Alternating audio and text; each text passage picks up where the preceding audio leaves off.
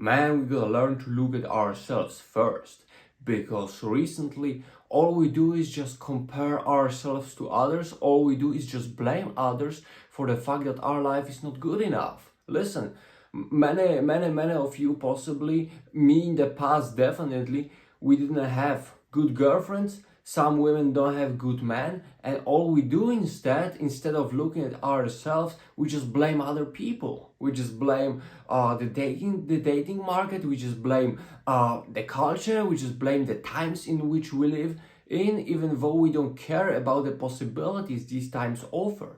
And they offer so much for us to actually get from. But instead of looking at ourselves, noticing what we are actually missing, we are just concentrating on other people and blaming them for our failures. Like, it doesn't make any sense. Think about it. You want to have the best possible partner. You have all the demands in the world. Smart, attractive, capable, handsome, funny, loyal, whatever. But we never ask ourselves these questions. Am I this type of partner? Am I good enough? Is my life really the way it should be?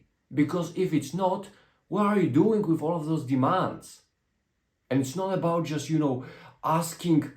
asking yourself all the time, am I good enough? It's not about being like a machine, pumping numbers, getting better in every possible way and just progress. It's not about it, but it's about being realistic and logic. If you yourself are miserable and have a bad life, I don't wanna use any bad words, so I'm just gonna say bad life.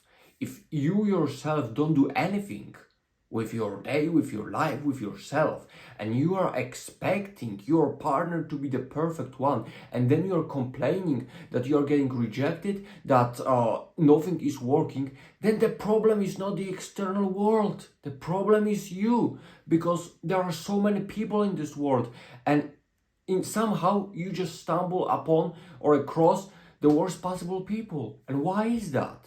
It's because your life is not good enough, and you are not good enough to attract good people. You don't have the skill sets to get around higher value people. You don't have the skill sets, the life, the purpose, the communication, and the skills again to be with the type of people you wanna be. But instead you are being delusional about your state and your requirements, chasing after people that are nowhere near that level, and then complaining that you are failing. Like, it doesn't make any sense. And as I said, it's not about being hard on ourselves, but it's about the reality. If you can build your life around, there are so many things you can do. You can get in shape, you can get healthier, you can learn to communicate properly, you can do any journaling, you can self-reflect on your life, you can set new goals, earn more money, know more languages, build people around, get on with a constructive life, find some meaningful friendship. There are so many ways in which you can improve your life, but you are doing none of that, or you are doing it completely wrong, and then you are complaining about not having results. Then you are complaining about being the type of person that you are not, and about other people, because somehow the one partner, the best one for you, is not there and nobody wants you. Most of the times the problem is not the external factors, it's you. Because you are the one who's not creating, but maybe choosing, maybe noticing, maybe focusing on those external factors. And you are living in a bubble of your factors that you created because of the way you live.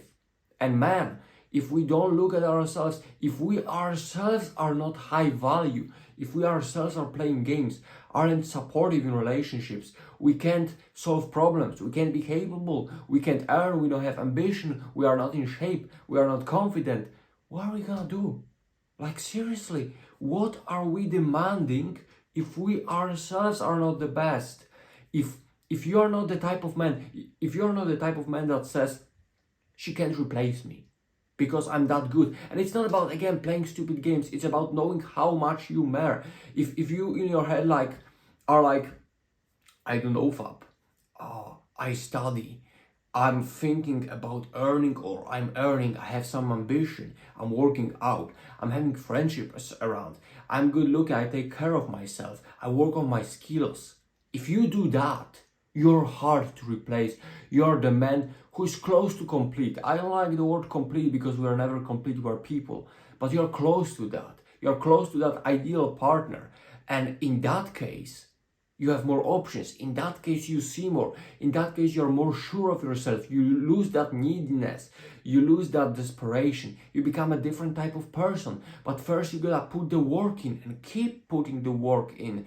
And it doesn't sound bad. It's not about, some unbelievable work that you're doing, but slightly just improving your life. It's the process, it's the joy of you seeing you becoming the better version of yourself. And it's an amazing thing. But most of you aren't doing that. Most of you are just complaining, blaming the women. You are scrolling the TikToks, looking through Instagram and seeing all of these whores out there because that's all you follow, and all of these fake red pill profiles of people that are traumatized, and you're like, yeah, it's all going down, it's all going down. It doesn't make sense.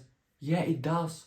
It's just you focusing on one aspect and you not doing anything, just complaining.